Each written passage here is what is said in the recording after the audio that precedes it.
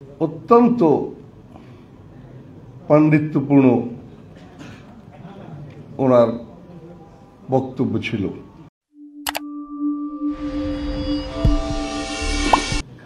এমন একজন ব্যক্তিত্ব,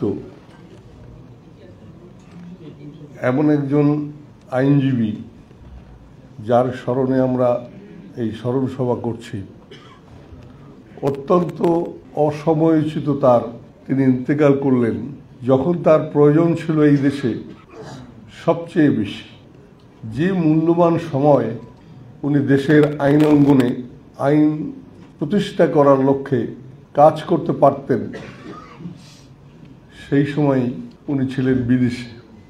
আমরা সবাই জানি যে ওনার এই আইন অঙ্গনে বিচরণ এবং বিভিন্ন ওনার এই জুরিসডিকশনে ওনার মামলাগুলো, উনি constitutional law, banking, commercial law, labour law, telecommunication law, employment law, international criminal law, এতে একজন পাণ্ডিত্য ছিলেন তার। এবং সমস্ত সেক্টরের বিভিন্ন মামলাসমূহ আমি বেঞ্চে বসেও দেখেছি, রিট বেঞ্চে যখন ছিলাম তখন ওনার কেসগুলো দেখেছি। অত্যন্ত পাণ্ডিত্যপূর্ণ ওনার বক্তব্য ছিল। আজকের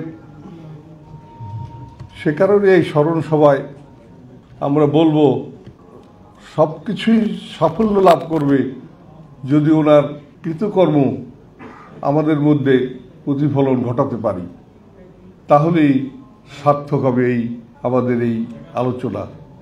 না হলে আলোচনাই থাকবে, এর কোনো মূল্যায়ন হবে না। Norms of assisting a senior, এটা দেখতাম এই রাজ্জাক সাহেবকে আমরা। উনি আমাদেরকেও অত্যন্ত স্নেহ করতেন, অত্যন্ত স্নেহশীল লোকই ছিলেন, স্নেহশীল। আমাকে আর তাকে জন্য না, সমস্ত বারের ওনার বয়সে ছোট সবাইকেই স্নেহ করতেন, স্নেহশীল লোকই ছিলেন। উনি আমাকে মাঝে মাঝে ডাকতেন। আমি কয়েকবার সিটি হার্ট চেম্বারে গেছি, উনি ডেকেছেন আমাকে। ওই একটা পেপার বুক দিয়ে, একটা খাম আমাকে দিয়ে উনি এই কেসটা করার জন্য বলতেন, ক্রিমিনাল কেস পার্টিকুলারলি। আমার এগুলো মনে পড়ে এখন। আমরা তাকে শ্রদ্ধা করি, আমরা আশা করি, এর মাগফিরাত কামনা করি, আল্লাহ তাআলা তাকে বেহেশতে নসিব করবেন।